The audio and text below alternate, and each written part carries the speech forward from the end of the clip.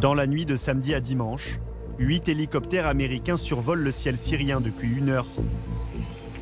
Leur cible, la voici, un immense refuge ultra sécurisé dans lequel se trouve Abu Bakr al-Baghdadi, l'homme le plus recherché au monde.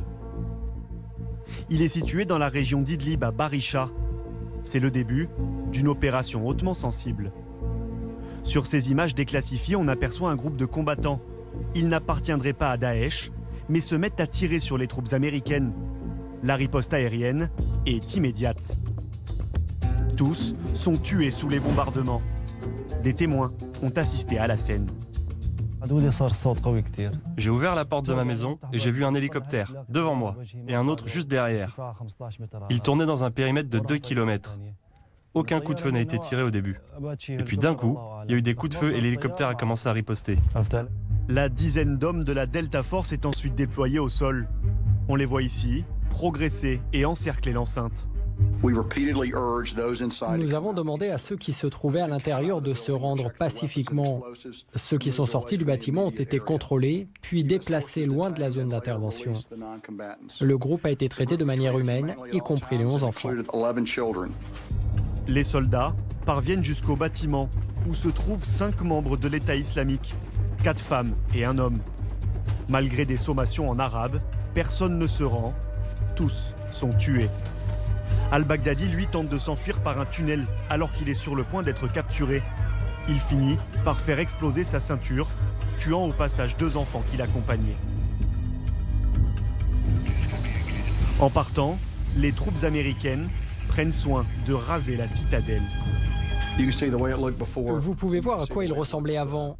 Et vous pouvez voir à quoi il ressemble maintenant. Nous voulions nous assurer que ce ne serait pas un sanctuaire ou un lieu de mémoire. Maintenant, c'est juste un simple morceau de terrain. La fin d'une opération de plus de 2 heures qui sonne comme une vengeance.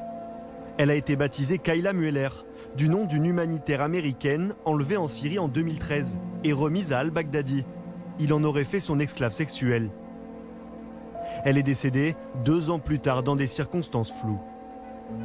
C'est aussi la fin d'une traque longue de plusieurs années.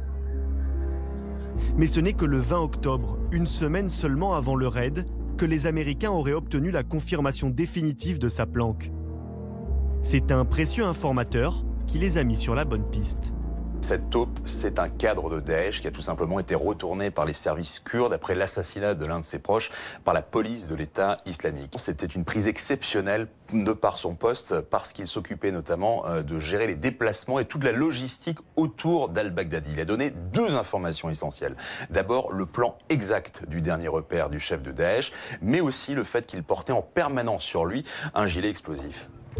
Il pourrait donc toucher les 25 millions de dollars de primes promis par le gouvernement américain.